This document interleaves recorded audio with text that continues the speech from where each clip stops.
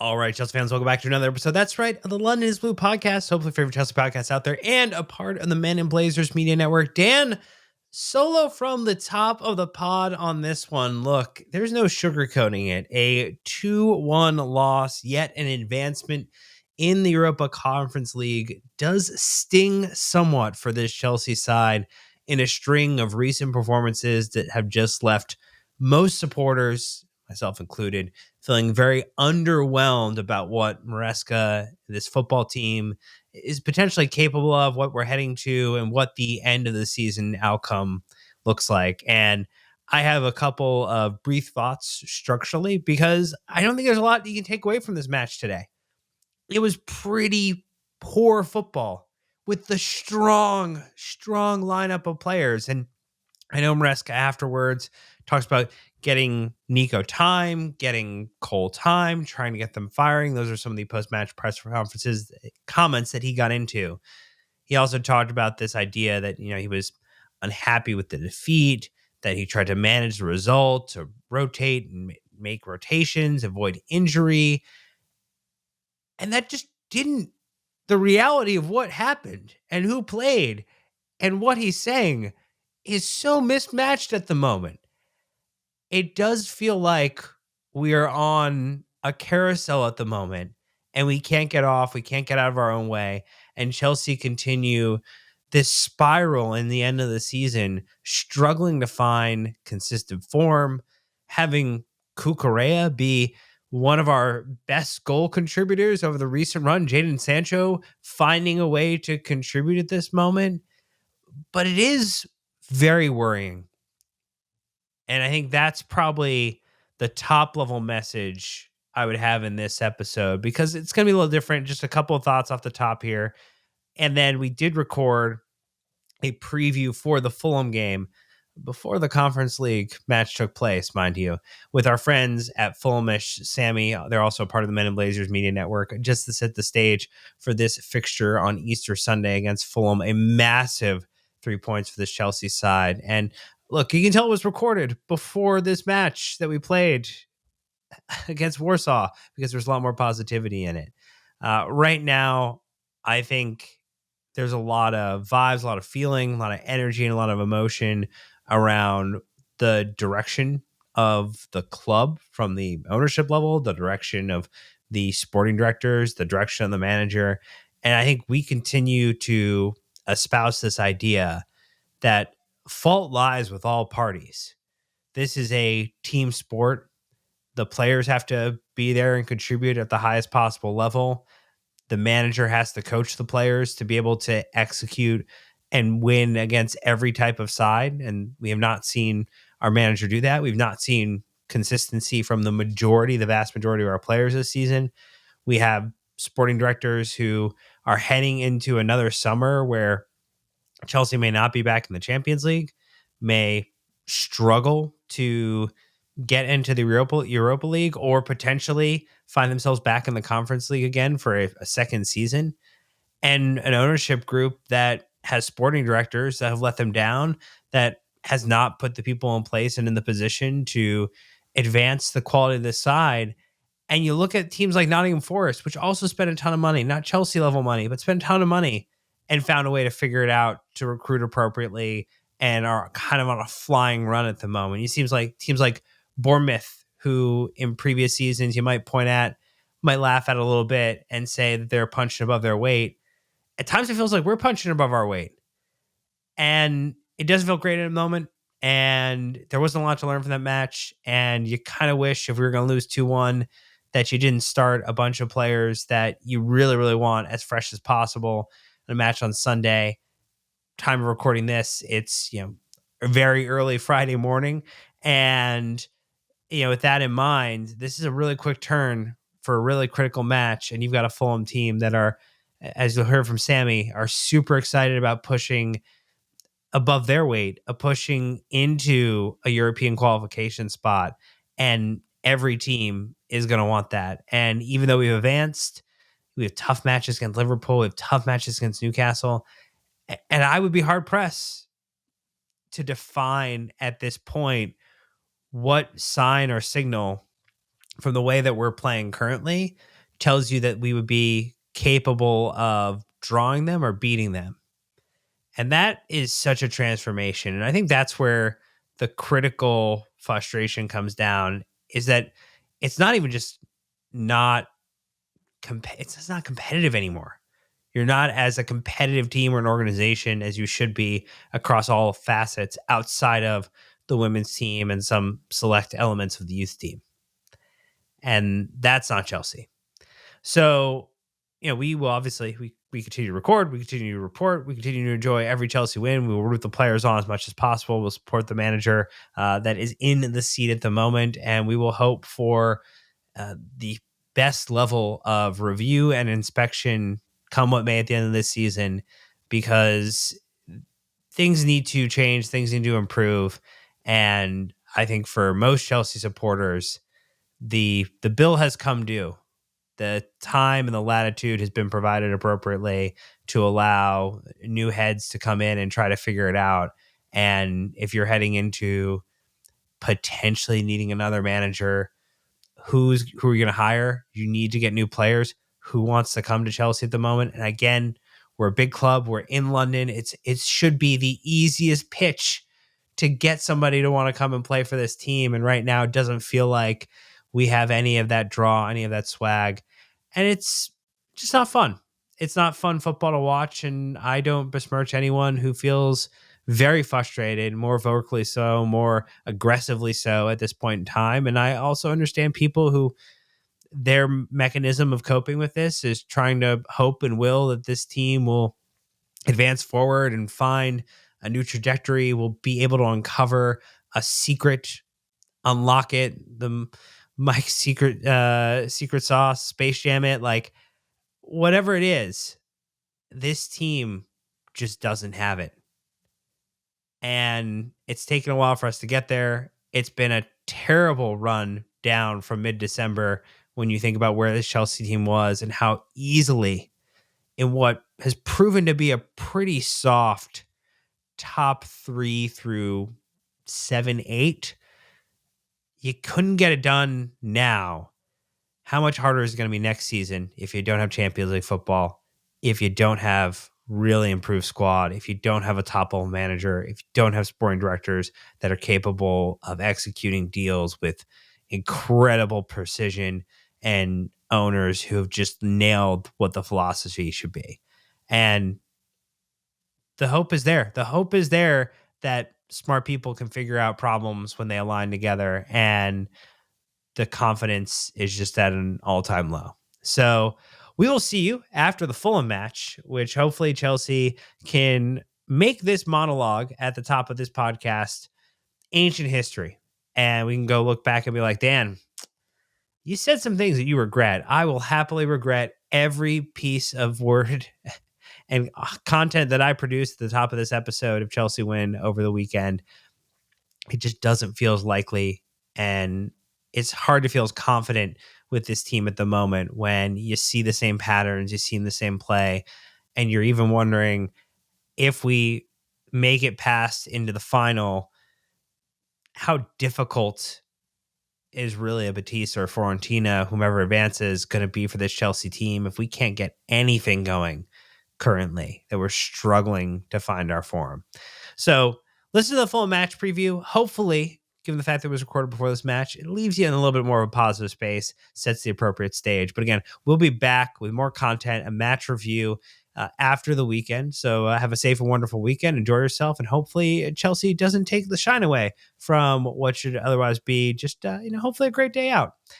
That's going to do it for this one. Enjoy the match preview. All right, Chelsea fans. So continuing the conversation here, Dan, one of your hosts, and different bit of preview action here because we have Sammy from Fulhamish, also part of the Men in Blazers Media Network, joining us to talk about this weekend's fixture on Easter Sunday, Chelsea's opportunity to avenge themselves from the defeat earlier in the season, which started really a run of terrible form. And look, I don't know. I mean, excising demons, rebirth, resurrection. It feels like the perfect type of story for Chelsea on this upcoming Sunday, Sammy. But I feel like you guys would love to play a spoiler in our narrative then. Yeah, very much would love to play a spoiler in the narrative. SW6 derbies are always fun. It always feels a little bit more fun for us than it does for you. Well, I mean that potentially could be fair. I mean, there's a lot of derbies in London. There's a lot of Premier League teams in London. We've had a chance recently to go take in a match at Fulham's ground. Not the first one. Also saw them play Leeds in the Championship at Craven Cottage many years ago now, because obviously you guys have been up back in the Premier League for quite some time. I guess maybe could you, just for the staging, as a Fulham supporter, kind of walk through Chelsea fans, like how you're feeling about like this overall season? I mean, you're punching up back into potentially European qualification and looking maybe at a Conference League spot. It has to feel like, in general, maybe overall, the FA Cup loss aside, a good push for this team in the end of the season, and feeling good about where you're at. On the face of it, absolutely. Great season. We're in ninth. We have a chance of qualifying for Europe. We reached the quarterfinals of the FA Cup. If you looked at that holistically, no Fulham fan could complain whatsoever. And I'm definitely not going to go on here and complain. I think the only asterisk about Fulham's season, and Marco Silva has said this himself, so I don't think it's just us as fans being wanting too much or being overambitious or getting above our station. We have left so many points on the table this season. I genuinely look at what Forest have done this year, and I think Fulham could have. Last minute goals, stupid decisions, bad refereeing calls, letting concentration slip at the final moment, not taking chances. I mean, Fulham have let over 20 points go from winning positions this year. Like, it's a lot. And so many of them have come in stoppage time, real stupid stuff that we've done. And I think, look, it's not realistic to expect that you hold on to every lead that you have. I think we'd be top of the league if that was the case. But I think it's realistic to expect that Fulham should or could have held on to a few of them. And in that case, we'd be very much up there in the Champions League hunt, not the Europa Conference League hunt. As it is, though, I think most Fulham fans would be so delighted with the Conference League. And if that is what we get at the end of the season, then fantastic. But a little bit like Rory McIlroy on Sunday, we could have made it a lot easier if we were just a little bit less dumb at times. Wow, that definitely feels like I'm talking to someone who could masquerade as a Chelsea supporter, because I think we feel the same way about not, or really, the opportunity is to get out of our own way and not make the terrible decision or the worst decision on the pitch. And I remember that win against Chelsea for you was the one win in like a series of draws. It was like draw, match week 15 against Arsenal, Liverpool, Southampton. It's like, oh, Chelsea, a win. And then it was draw again. But now I think at this point in the season, it's been a little bit more kind of back and forth, loss, win, loss, win. Yeah, I guess maybe how are you feeling about recent form? And is there anything you can point to as to why maybe the consistency hasn't been there over the last couple of matches? It's really hard to pinpoint the consistently inconsistent tag that we've now got. I mean, ultimately, it's better to be going win loss win loss win loss than just drawing all the games. Sure. Like, that is a better strategy. I mean, obviously, I think that there is just an element of circumstance, but also it does just feel like this team isn't ruthless enough to go and win 3 or 4 on the bounce. I don't know what it is. Even that game on Monday, whilst I think we played well, I think we looked good, it was just that kind of feeling that we were going to roll over slightly, that it was a good atmosphere down at Bournemouth on Monday. It's an intense team, and you just kind of had that feeling going in there, like, I think Fulham are just going to roll over a little bit here. And we did after 53 seconds. We shot ourselves in the foot. There does just seem to be a bit of a mentality struggle with Fulham at times. But then again, I think Marco Silva, when we have bad results, he lays into it. I don't know what he does, but he gets them so fired up to make up for mistakes. Like, for instance, I know that no one would have seen the Liverpool win coming, and nor did I really, but I did just have a feeling like we played terrible against Palace and against Arsenal. I don't think Marco Silva will let us do 3 bad games in a row, and that's exactly what happened. So it does just maybe feel like, I mean, we haven't won 3 in a row all season, which is amazing considering where we are. I think we've only won 2 in a row twice. Like, that's kind of mental for a team that's doing well. So it certainly has been pretty decent throughout the season, but I can't put my finger on it. I think if I could, then I'd be in the dugout with Marco. Now you have a couple players, obviously, who from an attacking side are continuing to find the net, and I mean, obviously, Jimenez has had, I think, a strong season, buoyed a little bit by some of the penalty kicks he's been able to convert. Because obviously, he's had 12 total goals, I think, across all competitions. He knocked out those penalty kicks. He's at 5. But that was the same criticism people had against Cole Palmer last season. So I'm not taking anything away from him. I'm just saying that kind of Yeah. frames a little bit of the narrative. Obviously, Munez is at 13 total overall, and Iwobi's at 13 overall. And then fellow American Anthony Robinson at 10 goal plus assists. Unfortunately, all 10 of those are assists, no goals to his name. How have you been enjoying Anthony Robinson? Do you feel like this is maybe the final season for him at Fulham because of the interest starting to surround him, the performances he's had? Like, he does feel like a candidate for being identified by some of the bigger clubs as a replacement in the left back role. Oh yeah, there's definitely no doubt that Anthony will be in demand this summer. Hopefully, Fulham have got the financial muscle to resist big offers. Anthony, obviously, I think it slightly helps that he's 27 and he's not like 23 or 24 like someone like Milos Kerkez. So I think a team like Liverpool, for example, who are really big on resale and all of that, I think would look at Robinson and be like, a lot of money with no resale value potentially after 4 or 5 years. So that's the only thing I think going for Fulham in order to try and keep Anthony. I also would say that Anthony's got a great thing going right now, and his biggest focus will be the 2026 World Cup. Do you want to disrupt that a year before the World Cup? Or do you just want to kind of have another steady season so that you are 100% optimum ready to go for the World Cup? So that's obviously a decision for Anthony and the club, but he has been brilliant. The mad thing about Anthony is that he wasn't that well regarded at Fulham for quite a long time. And there was a genuine debate when he joined as to who was the better left back, Anthony or Joe Bryan. Joe Bryan is now not always in the Millwall team. As I love Joe Bryan, he got us to the Premier League and won that playoff final. But there is just not even a shred of doubt that Anthony is better left back than Joe Bryan. It was a slow start, I think, is what's important to say. Anthony has grown into his position, has learned how to be a Premier League left back. It wasn't just something that came straight naturally to him. He still has kind of frustrating moments, but there's just no doubting his engine.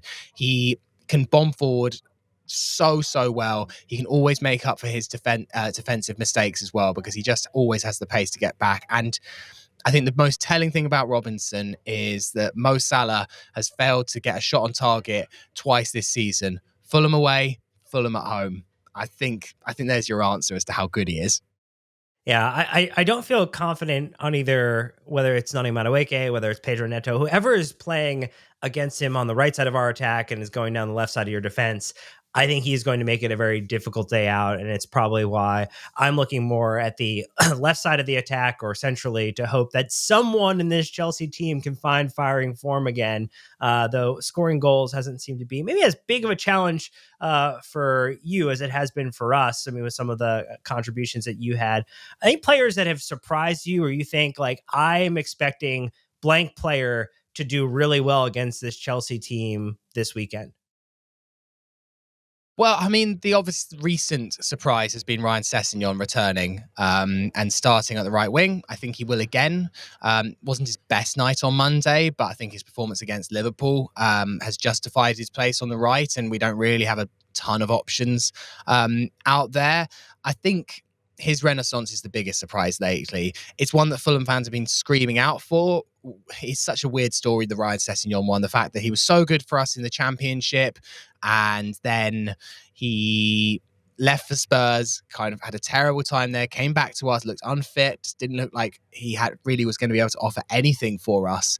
And then, but we all knew that Ryan Sessegnon had one thing: finishing. He's always been an unreal, find space in the box, great finisher. It's exactly what he did against Liverpool. It's exactly what he did against Arsenal when he assisted Rodrigo Muniz. So he has been the new man, really, that has surprised us all. But it's the happiest surprise ever, because there is no other player that gets a louder chant sung about than Ryan Sessegnon. He is adored by the Fulham fans because he, got us to the Championship and he's come back now. Like, that is such a powerful narrative.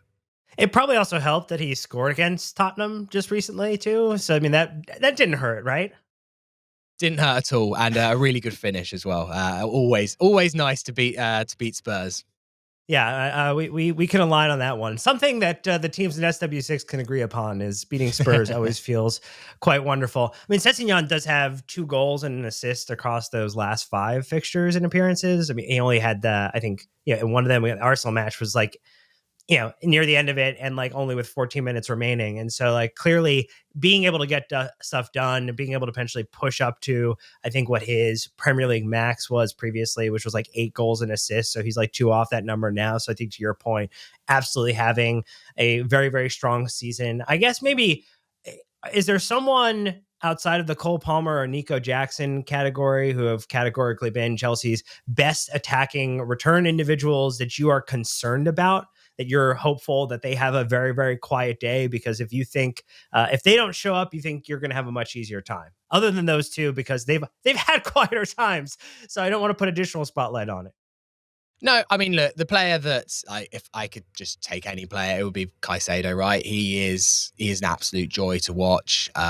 He just really marshals it. I think he's the one that's living up to his price tag, even though a lot of people found it eye-watering when it happened. Obviously, Lavia is a great player. I know he's injured, but I know that that's been a big loss for you. And I don't know why, but I'm always a little bit wary of Enzo. Just always think that these kind of derby games are where he shows a bit of kind of Argentinian bite. So, look, I think for the battle on Sunday will be the midfield. I think I like our midfield a lot. I like Lukic. I like Berger. They really marshal things well. And Andreas has been getting the nod in number 10. He's a man that divides the Fulham fan base. There's no doubt that he works really, really hard. He hassles, he harries, and like Smith Rowe is just not at it at the moment and will not be getting the start on Sunday. I'd be really shocked if he does. It's not working out for Smith Rowe this season. I think a lot of Fulham fans have just accepted he's one for next season. With a full pre-season, maybe if he gets fit, maybe it'll happen for him then, but it's just not happening for him at the moment. So I think that midfield battle is crucial. I think Lukic and Berger are good enough to potentially win the battle, but certainly I think it's that Caicedo, Fernandez midfield kind of where it's either going to be won or lost for me, because I do think that is still a pretty good midfield that Chelsea have. Yeah, I always thought Berg was going to end up on a Premier League team side, particularly like after his time at Genk, and obviously he goes to Sheffield, and I mean has, I think, a decent time with a team that ultimately goes back down, bounced to Burnley afterwards, and came to Fulham.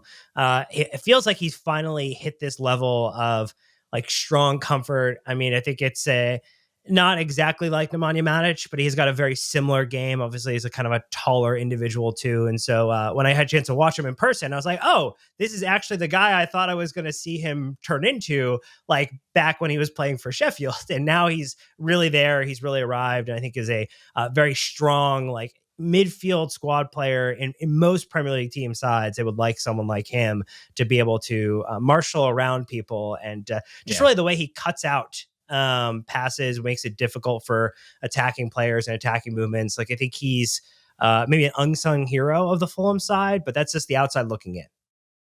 No, 100%. I think he's going under the radar a little bit, but that's great.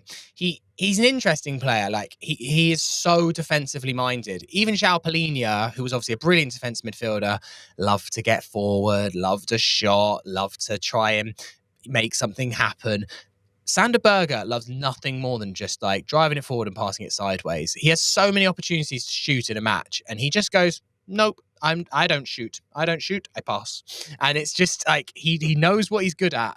And I really respect it, because actually I think there's too many players who think that they can hit one from 30 yards and crash them in, and not every player can. I actually think Sandberg should take another shot, a shot or two occasionally, just for the element of surprise than nothing else. But yeah, I was a bit underwhelmed when we signed him, because we were linked all summer with Andre, who eventually went to Wolves. I think a lot of Fulham fans were excited by the prospect of signing Andre, maybe just because he's Brazil's number 6. But actually, if anyone's watched Brazil play recently, that doesn't mean an awful lot anymore. And I think everyone thought, oh, Sander Berger, 2 relegations, Fulham just taking the cheap option here. Actually, no. I mean, Andre's not been bad for Wolves, but I think we've got the better buy. So much so that a lot of people don't really miss Palhinha. And I really thought we would miss Palhinha this season. And well, I'd love him back, but at the same time, like, Berger's done well to fill his boots.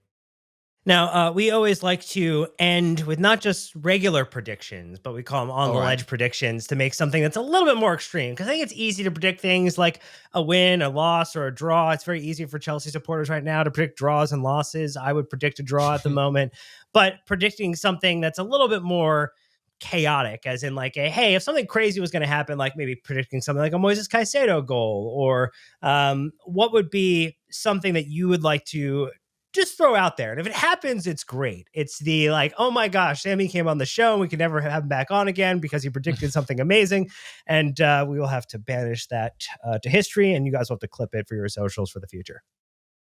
Oh, okay. I'm just going to throw it out there. The first one that came to mind, Calvin Bassey.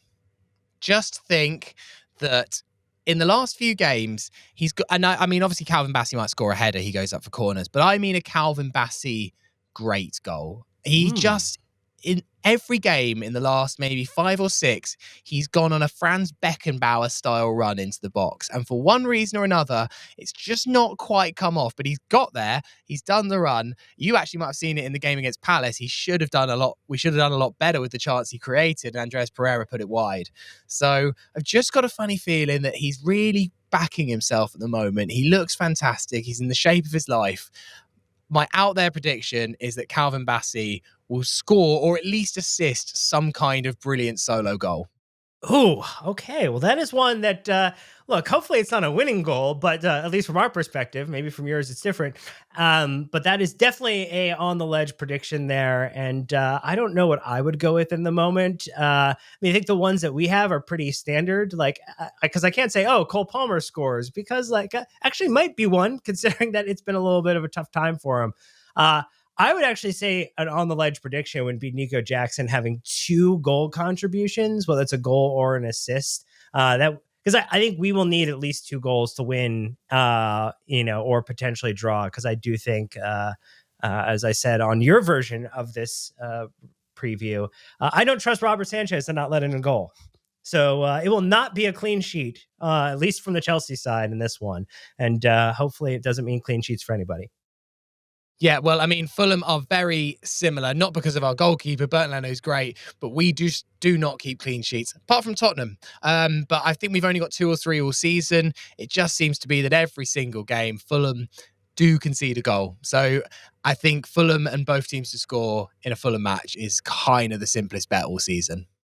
Well, and hopefully it's a great day out. Hopefully there's no major injuries to teams that are looking to both be in elite forms of European competition next season. But that's our preview for this one. So let us know in the comments what you think. Do you think Chelsea's going to get it done? Do you think we're going to draw? Or do you think Sammy's team on the other side of SW6 are going to take it? Let us know. But until next time, Chelsea fans, you know what to do. Keep the blue flag flying high. All right. Thanks again to Sammy for joining us again from Fulhamish. She's also part of the Men in Blazers Media Network. Again, little shorter pod, little something bite sized to head you out onto the weekend. But just remember, football can ruin otherwise great moments. And don't let anything bad at Chelsea at the moment take you away from the other elements of joy in your life. And it should all get better. Hopefully, we think. But until then, you know what to do. Keep the blue flag flying high.